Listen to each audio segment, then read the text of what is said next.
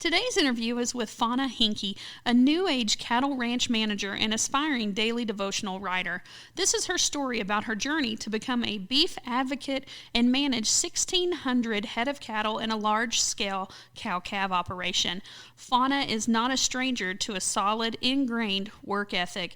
Listen closely for her recipe for success. Fawna's love of the cattle industry will make you feel pride for ranchers out there working to feed America. I hope you enjoy her interview as much as I did. All right, guys, welcome back to Big Boss Mare with Brandy Von Holton. Today, I have a special treat for you. Her name is Fawna. It's Fawna, Fawna, and then it's not Henke, it's Henke. Okay, it's Henke. All right, yeah. I've been wanting to Henke it all up, and I'm like, no, come on back there, Texas and Arkansas upbringing. And it's not Henke, it's Henke. All right, so she's 35 years old. She's from Kansas, and she is a manager of a very large cattle operation. Now, whenever I say large, I'm not talking about like, oh, we got 100 cows, not even 200, okay? So we're talking about a 28,000 acre operation. It's a family farm, and she is managing it, and it's got 1,600 head of cattle on it, okay? So we're not talking about, oh, yeah, I like to do some, have a little farm around. No, we're talking about 1,600 head of cattle. So, Fawna, all right, so you're in Kansas, you're 35, and Correct. You went to K-State. So when did you graduate from K-State? I graduated from K-State in 2011. I took the long road. Okay. Oh my gosh, I was in college for 10 years, so I understand. And I'm not a doctor of anything. So yeah, me neither. I should be, but I'm not. So you have a degree in animal science, and you have another degree. The second one is in business. So which one? Okay, so business. And whenever you got that business degree, tell me something that you thought was like the most beneficial thing that you learned in college that you're now using with that business degree.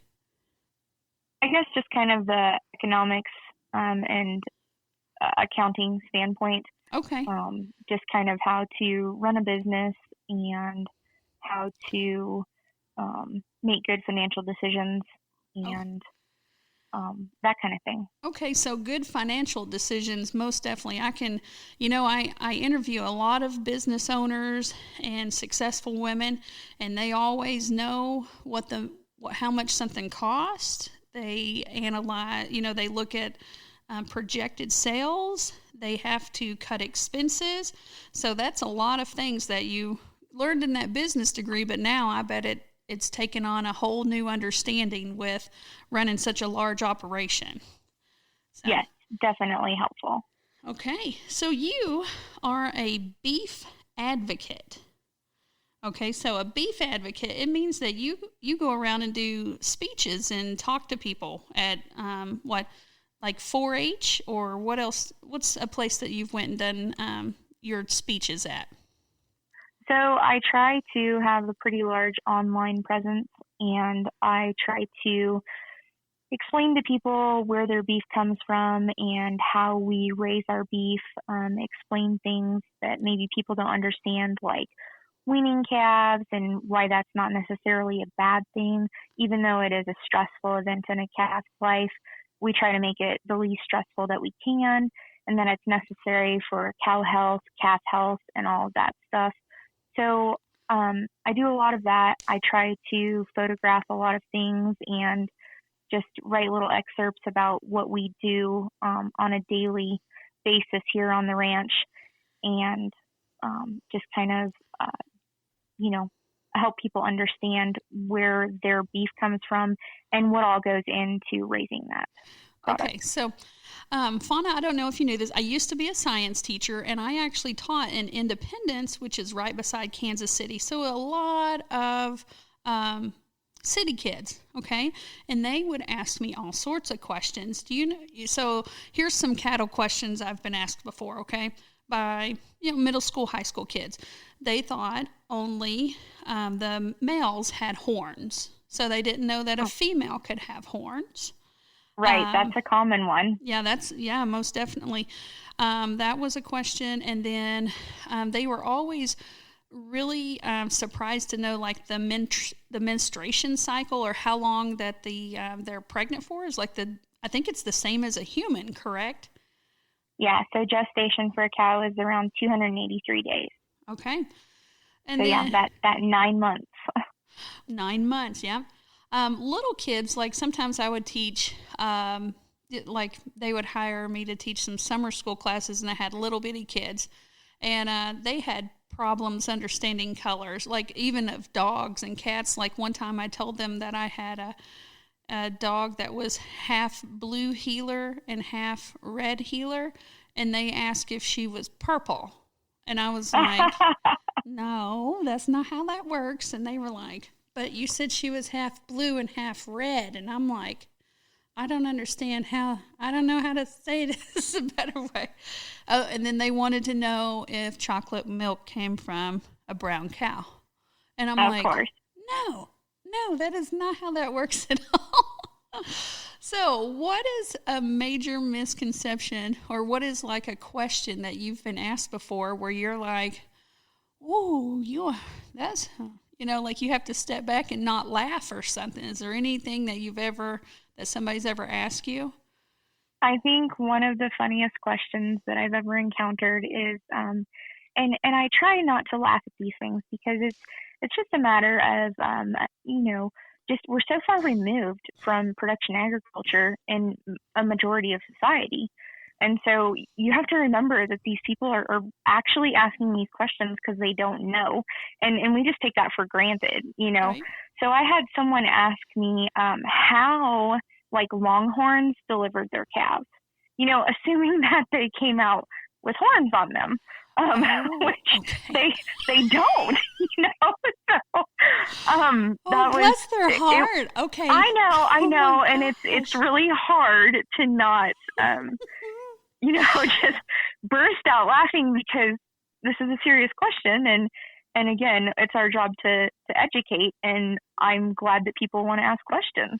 Oh yeah, because like, man, now I've got like this really bad visual going on. And I'm like, oh my gosh. Oh, I can't. Oh, please let somebody ask me a question like that one of these days. I think I will. I don't know if I would be able to contain myself. So yeah. Oh, okay. All right. So let's talk about your daily things. Okay. So here you are. Is there a lot of females that do the job that you do, or is it predominantly a job that a male would do? That's kind of a hard question to answer. I think there's probably more females than you think, and I think that it's getting more and more popular for females to do this kind of work. I think that it's becoming a little more accepted and that kind of thing. So I don't know a ton of them. I mean, I know a lot of women who work on ranches and do that kind of thing. And I know that down the road, there's a bunch of sisters that kind of have a really awesome ranch. And so I think that it's more and more common for women to be involved in agriculture and in management positions. You know what I have? So my husband and I have a very, very small cattle operation, okay?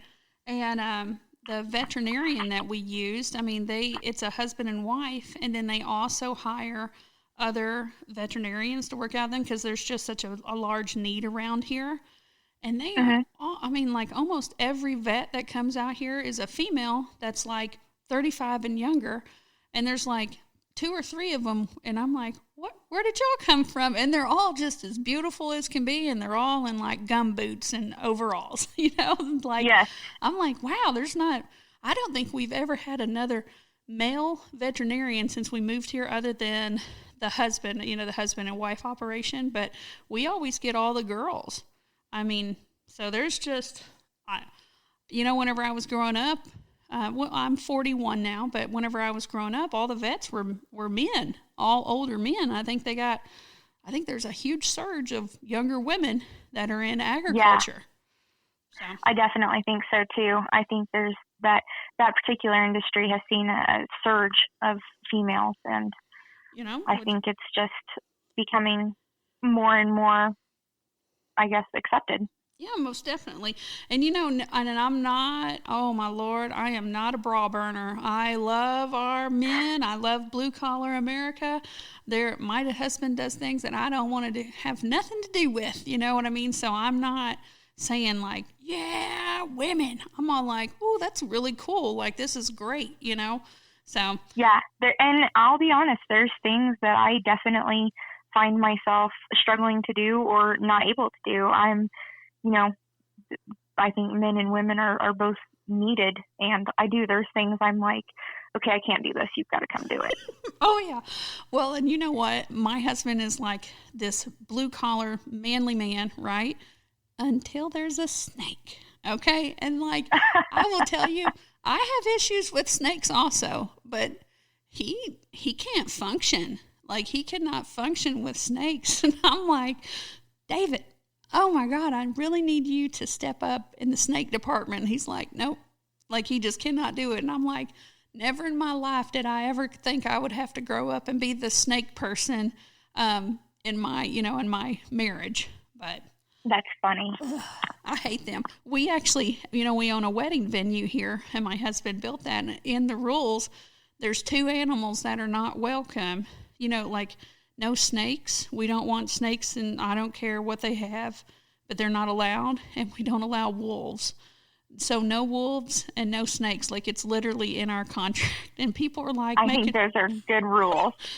We've had to tell people no about the wolves before, and we've had to tell people no about the snakes. And we're like, what? Can we just have normal people, please? Like, what's going on? We had a couple one time that there's like a whole group of them that have these small monkeys, and they have like little tuxedos. And I basically was almost to the point of like, please book with me so I can take a picture with a miniature monkey in a tuxedo. Okay, like, I don't know, people, just different strokes for different folks for sure. Oh my goodness. Okay, so let's talk about this cattle operation, okay? I can't even imagine all the poop involved with 1,600 head of cattle, but then I know it's spread out over 28,000 acres, but I'm just like, dang, that's a bunch of cows. And so it is. Okay, so you don't keep them from birth all the way to the end. Y'all are actually a cow-calf operation. Okay, so that's right. Okay, so explain to people how long you keep them and like and where they go from y'all. Okay, so we have on the ranch we have about 1,600 head of mama cows, and every year that mama cow produces a baby calf. And we raise those calves so they stay with their mamas for about 6 months, and then we wean those calves. And I usually keep those calves for 45 to 60 days, just kind of depends. And during that period, we make sure that those animals transition from being with their mother to not being with their mother. They're solidly on feed. There aren't any health issues. So they've been vaccinated and they're on feed and they're ready to go into the next step in their feeding program. And so then we sell those calves off the ranch, hopefully fully prepared to go on into a backgrounding situation or a stocker unit where they'll go either out on wheat or into a background or feed yard, where they'll continue on with their life.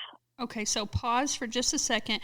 You said the word fat grounder, right? So it goes from, is that what you're saying? Back grounder. Back grounder. Okay, BACK and then grounder. Yeah. Okay, back grounder or stalker. So you have cow-calf, then it goes to back grounder, then they're going to go from there to a feedlot to finish up like how long are they usually at a feedlot? Do you know? No, it really depends. Okay. Depends on how large they are and what, like, supply and demand? Yeah. Okay. All right. So I'm just trying to get like the stair step. And so you are cow calf, you're the beginning person for the success of this animal. So there's cow calf, then a backgrounder, then they'll go to a feedlot, and then that's where they go to butcher from there. Correct? Correct. Okay. Yes. So you are raising America's beef, and you're starting them off. I'm trying to, yes. So we, with our very small, like, I don't even want to talk to you about beef because I think we're under 25 head. Okay. So it's pretty pathetic, right? Compared to this operation that you're doing. But man, we make sure and tell people that our cows, they live a very stress-free life. They're not some stressed out animal. They're not, we have people that swear that it makes it taste better, because they live a good, healthy life. Is there anything that you have about that, about hormones or stress of a cattle, or anything to add into that? So one of the things that I firmly believe in as we develop our calves throughout their life is I really try hard to only introduce one stress event at a time. So we precondition our calves, which means that we give them vaccinations to boost their immunity before we actually wean them or pull them off of their calf or off of their mama. Okay. So the day we pull them off of mama, that's the only event that happens that day. Then as they're, we say we get the ball out of them so they stop kind of crying for mama. Then we go in and revaccinate them with their boosters. So I think that it's important. We're only introducing one stress event at a time to that calf.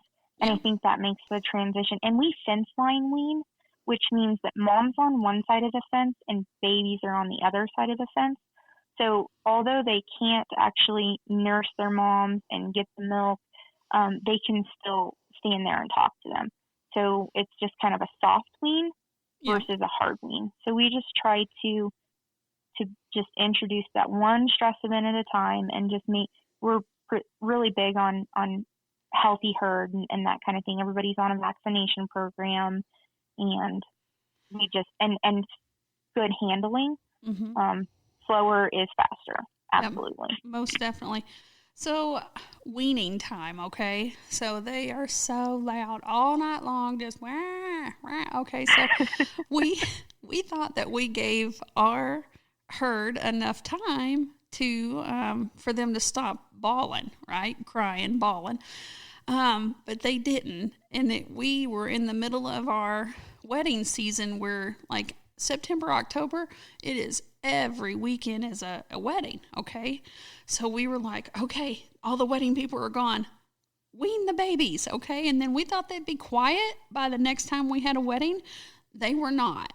They were so loud. And then the people that were getting married, they were from Kansas City, I do believe, or St. Louis. They were like, we love this. This is great. We get to hear cows while we're getting married. And we were like, oh, Lord, thank you, thank you, thank you. We're like, yeah. They're like, this is so authentic. And we're like, yeah. Oh, my goodness. So we got really lucky with that. I'd ask you if y'all did full coverage, which full coverage means that there is a bull in there that is servicing the females, right? Or if you did AI, which is artificial insemination, and you usually do about a third of it is AI, and then the other Correct. 2/3 is full coverage. So, have you seen any? I'm sure with the AI, I'm sure that you prefer that for the timing, because then you know exactly when the babies are due. So that's probably got to be like a big perk of that. Right. I'm actually getting ready to calve out 200 head of heifers in the next week. And it's great because they are all AI bred. So they're going to calve, I would imagine, in roughly a 10 to 14 day period. You're obviously going to have some that, will slip outside of that, but it's great. And we use AI to kind of capture the benefit of some high power genetics. It's not like you can go out and buy a bunch of $40,000, $50,000, $60,000 bulls and just keep them around. So we utilize AI so that we can capture some pretty powerful, amazing genetics and improve our herd quickly. Okay. Do you know for the cows that have full coverage with the bulls, do you know what the ratio of men to women is, or bulls to cows?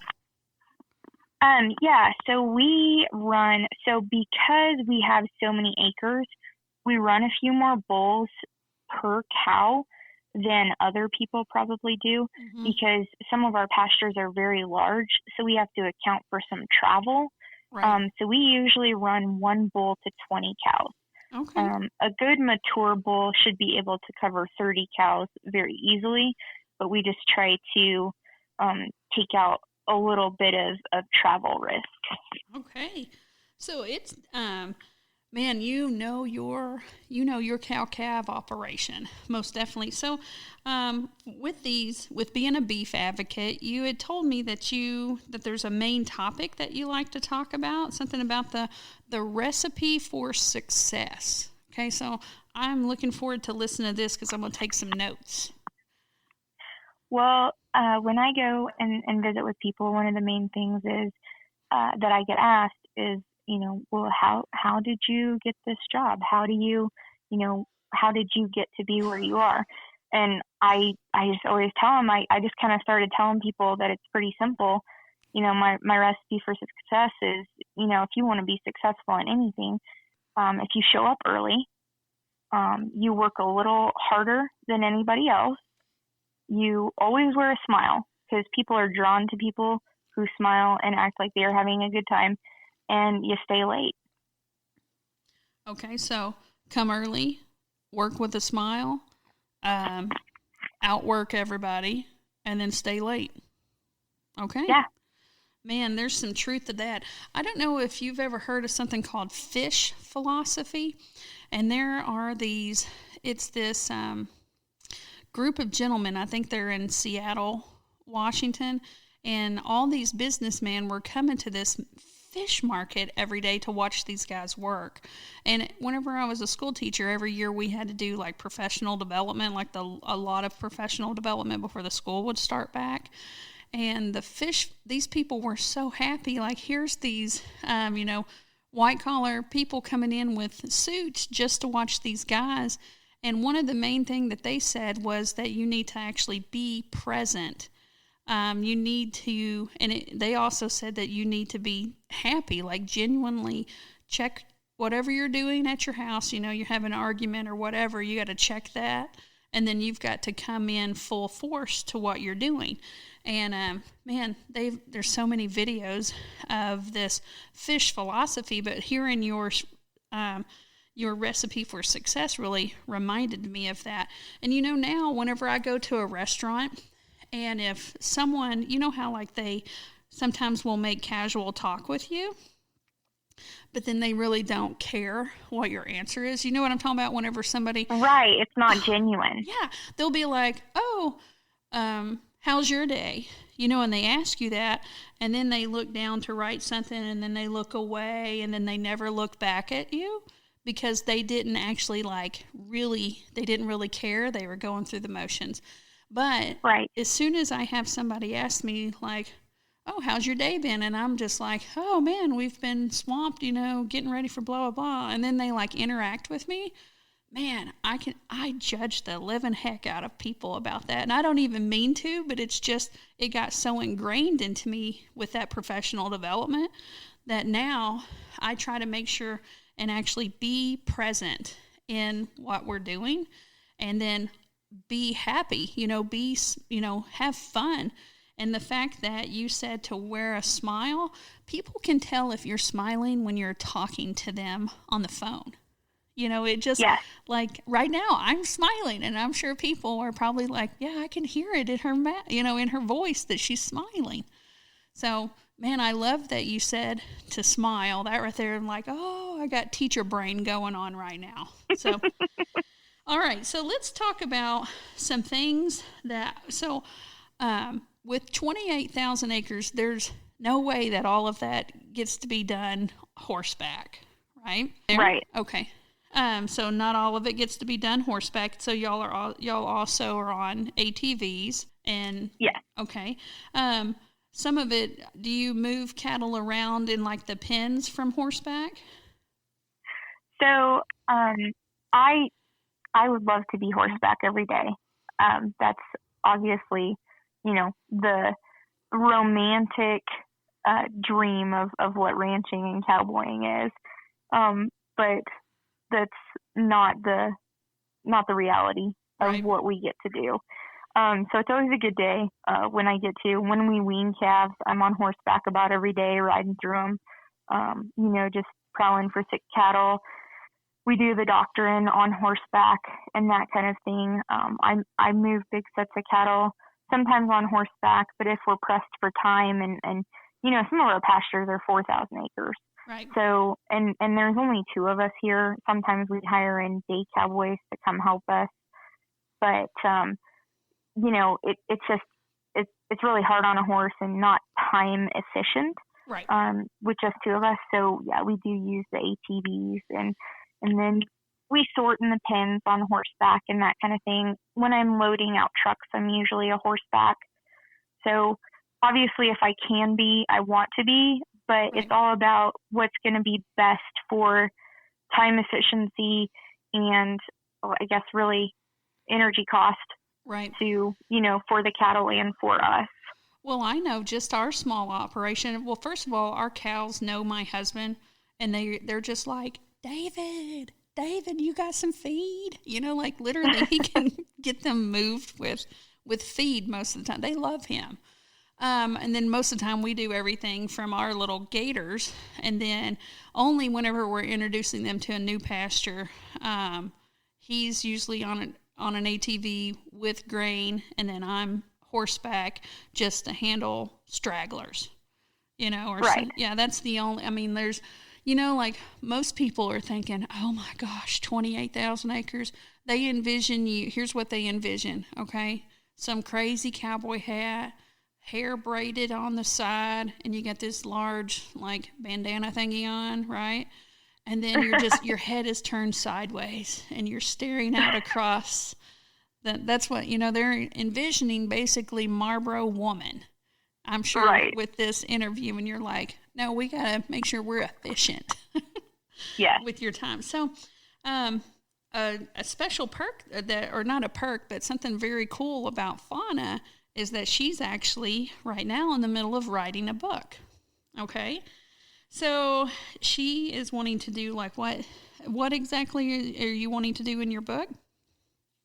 So I enjoy writing little glimpses into ranch life. I love the written word.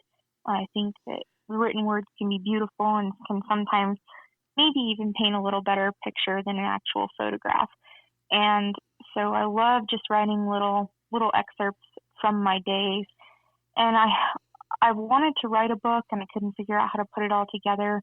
And one of my friends mentioned to me to go ahead and make a daily devotional.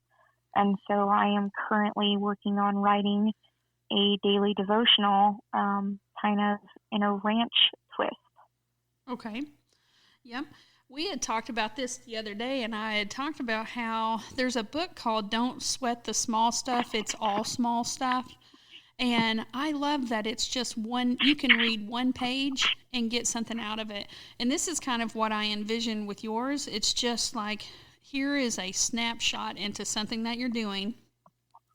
And it just takes you away for a little bit because everybody knows that they have, we have no time. It feels like there's no time ever. Right. So to sit down and read like a chapter, I will tell you sometimes that is too big of a task to do.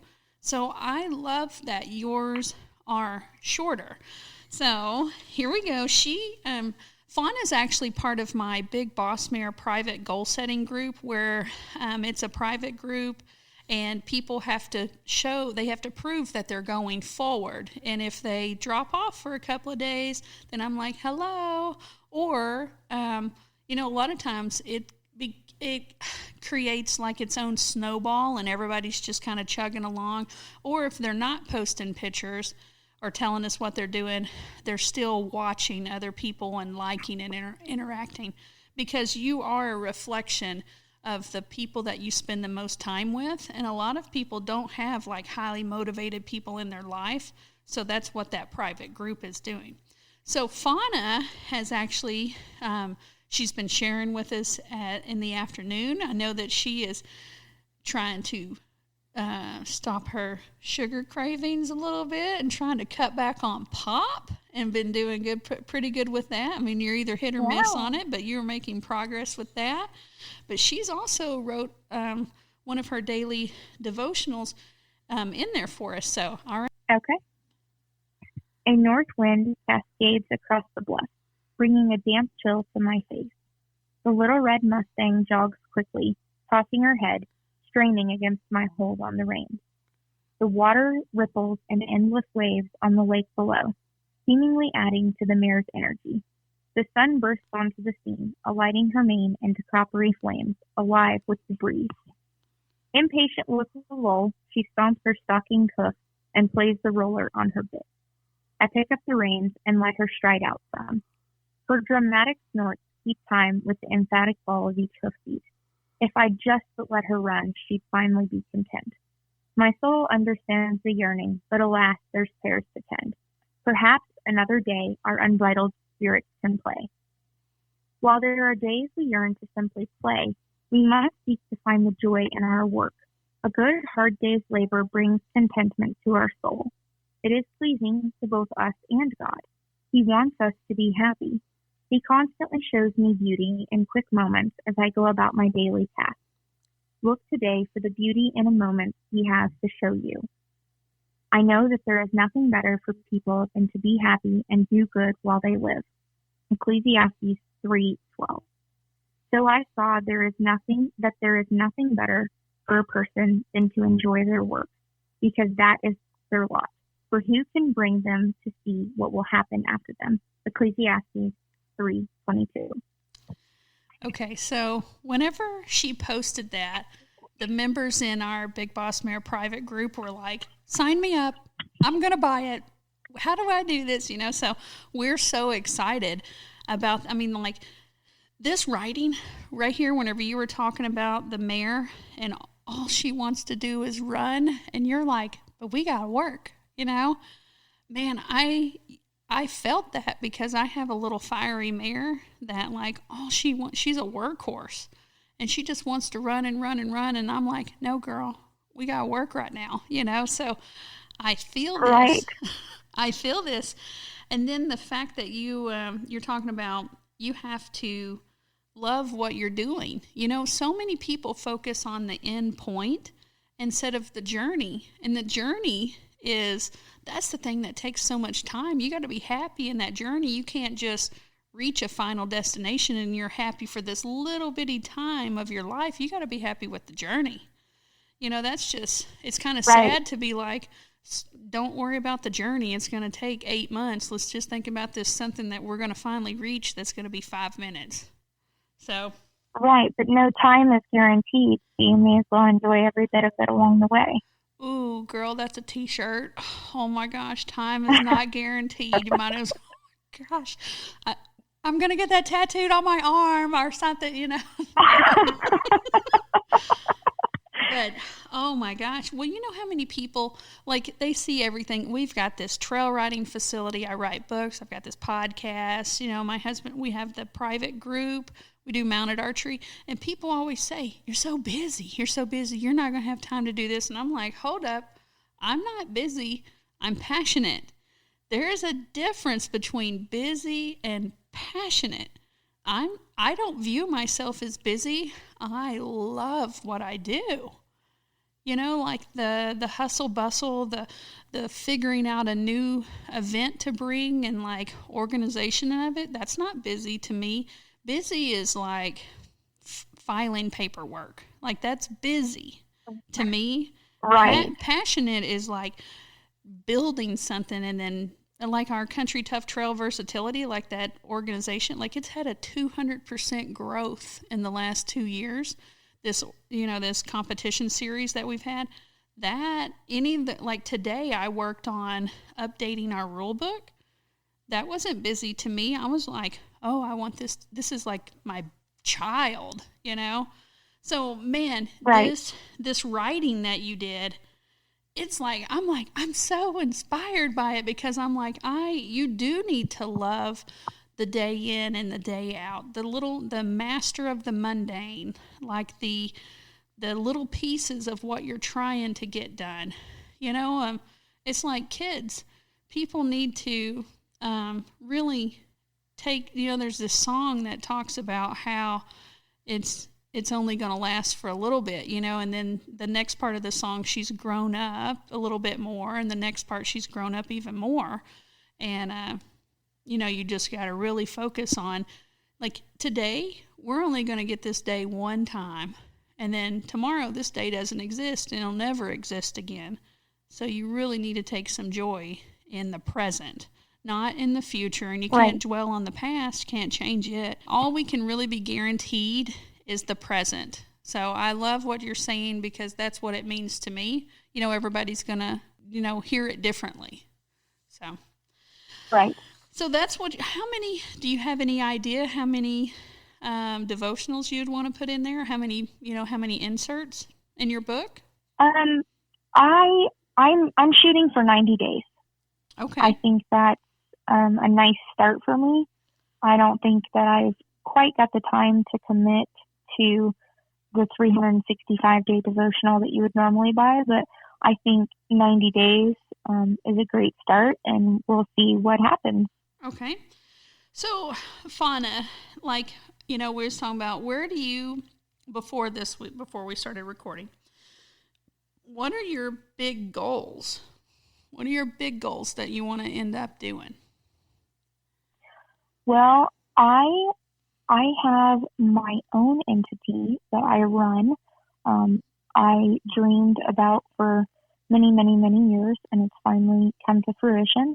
So I own myself a ranch called the Diamond Crossbar Ranch, and I guess you can kind of call it a ranch. I don't own any land yet, but I own quite a few cattle. And fortunately, my job allows me to run my cattle within this ranch. And I always say, I guess my catchphrase is, I kind of plan on running this empire for these people until I can finally build my own. And the great thing is they're very supportive of that, with helping me to increase my herd and helping me to run them here until I can start to buy some ground. And I would love to have a fairly large cow-calf operation of my own. And I would like to be able to then do an internship program where I could have women, again, not being sexist, I guess men would be welcome too, but help young people to really come in and learn about the industry and learn the management skills that they would need to either then go on to manage a large facility for someone or to get started on their own. Right. Because people are going to always need to eat. I mean, there is always going to need to be large beef productions like what you're running right here. I don't Absolutely. Beef it's super healthy. All right, Fawna, so you're wanting to have your own large beef operation, your cow-calf operation. Now, you also said you wanted to do an internship, and you had told me also that you want to go back and get your PhD. So you're wanting. I do. At some point, yeah. When I am not quite as busy as I am now, I would like to go ahead and get my doctorate, and I would love to teach at college.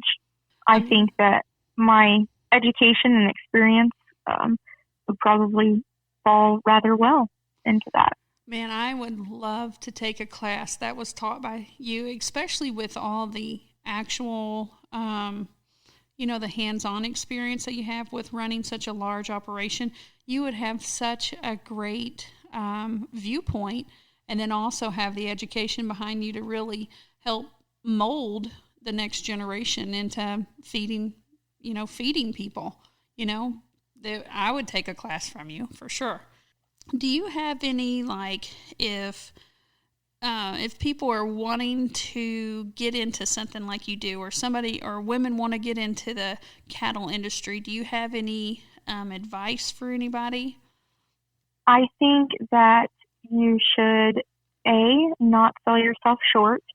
And I think one of the things that I find, and I'm going to be a little age discriminate here, that's unfortunate. Maybe it's just, I find that some younger people, not all, definitely. Right. I had an intern here last summer that was fantastic. She was a hard worker. But I think that some people find that work is beneath them. And I cannot tell you how many shoots I washed out, how many, long hours of just cleaning this and cleaning that. And you've got to start at the bottom. I used to ride pins at a feedlot. And then I started, working with some smaller cattle operations. And then I worked for a friend who bred cattle. And then I got into this operation. And I'm going to tell you, just 2 days ago, I was suited up and actually power washing trailers out. So don't think that any job is beneath you. Learn to do all the small things. And people, if you do those with delight, again, that's wearing a smile and working hard and doing the best at anything, any task that you are called to do, that will get you further. People will notice that you are passionate about it enough to do anything, and that will get you the big things. Man, I can hear that in your voice of like, work harder. We have so many people that whenever they come to our trail riding facility or if they're looking for a job, do you know how many people are like, I can exercise your horses? And I'm all like, what? We got like 50 barrels of garbage from the weekend, okay? We have got, we've got 6 toilets that have got to be cleaned, plus there's 3 more in the wedding barn. That's 9 toilets. Do you know that on a regular weekend, that's not even a big weekend, that just the female side of the bathroom from a Friday to a Sunday uses 17 rolls of toilet paper. Like, and that's crazy. I have to know numbers, right? The amount of paper products that I'm like, okay, well, here's how we clean the shower house. Here's how I clean the bathrooms. Here's how I do all this. And I had an intern one time. I'm like, why don't you just hire a janitor? And I'm like, what? And they're like, I have a college degree. And I'm like, I've got 3. And this is how I want the toilets cleaned, and like people don't, a lot of times they think a college degree moves you up above somebody, and it doesn't. I mean, like, no. You better be ready to put in some work, I can tell you whenever we have employees that immediately within the first hour of being around them, I put them into one of 2 categories. One category is going to be somebody that can think for themselves. They're going to be like, hey, they stop and pick up, a piece of trash that's on the ground, or they're like, hey, can you help me do this over here? I seen that this was broke. So somebody that can think for themselves. And then we have the other employee, we literally have to tell them everything to do. And if we don't tell them to do it, then it doesn't get done. Now, we have room for both type of employees, but one of them's going to get paid more.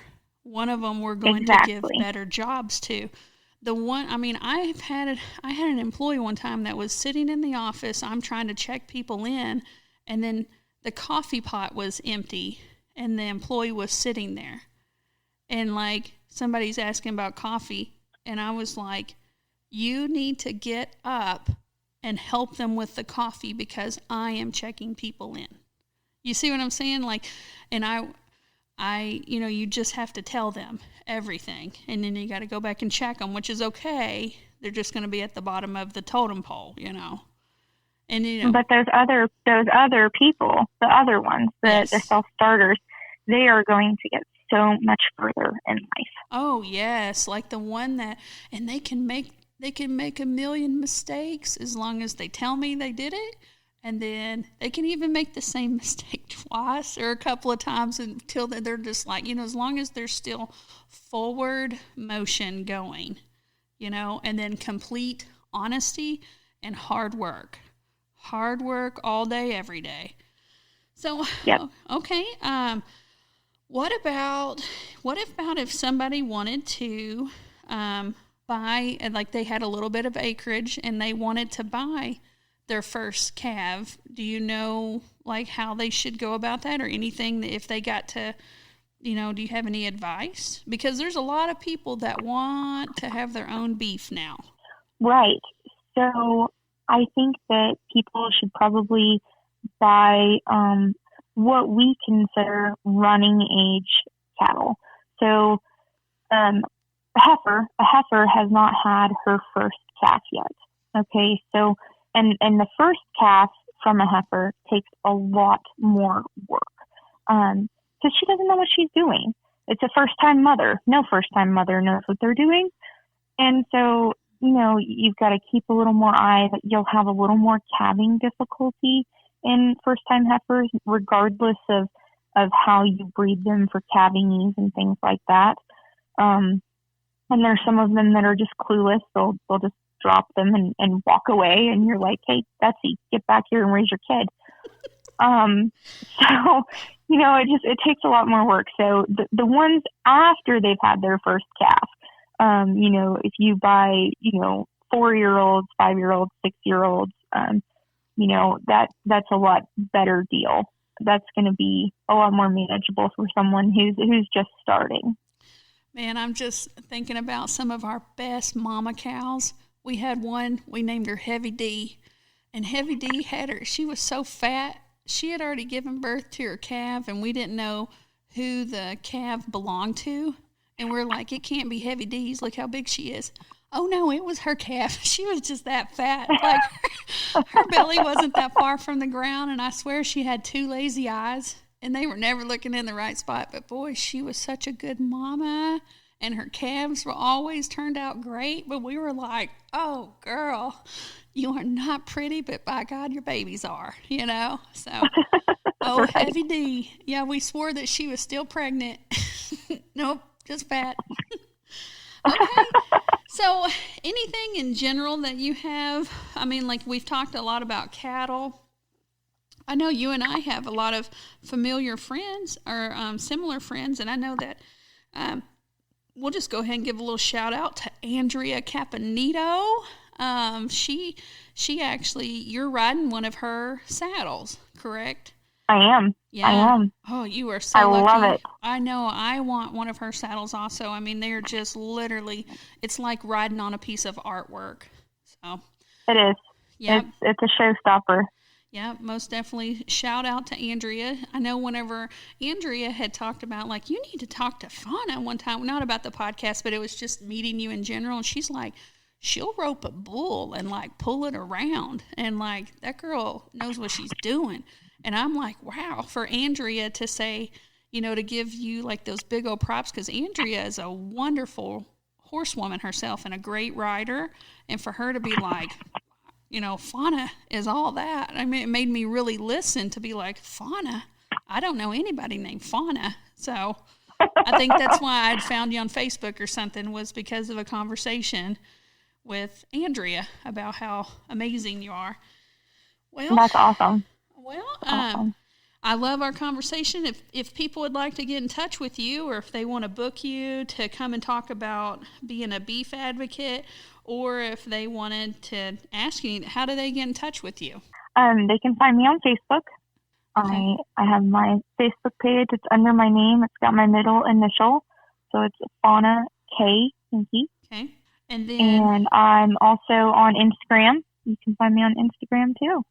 Okay, so good old Facebook, good old Instagram. All right, well, thank you for being part of the Big Boss Mare podcast, and we appreciate everything that you brought to this podcast. All right, thank you, Fawna. Thanks, Brandy.